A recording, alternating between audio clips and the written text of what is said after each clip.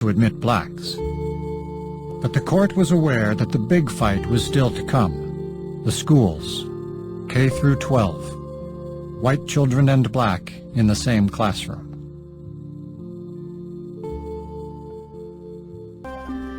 Led by Thurgood Marshall and other young lawyers like Robert Carter, the NAACP Legal Defense Fund was running or aiding cases all over the country.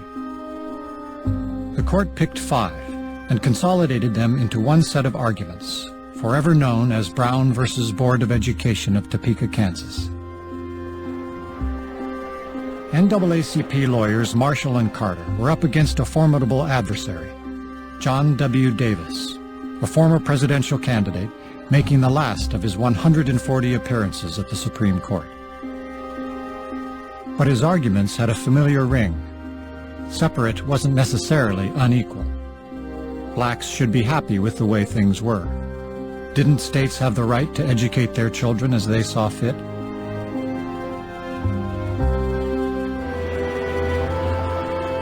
On May 17, 1954, there were signs. Some of the justices' wives showed up. Some clerks were tipped off. Then reporters rushed the courtroom. Warren starts off in a bland manner, and you can't tell for a while as he's delivering the opinion what the outcome is going to be. And then he comes to the key line and he says, "And we unanimously hold that separate but equal has no place in the Constitution." Separate educational facilities are inherently unequal.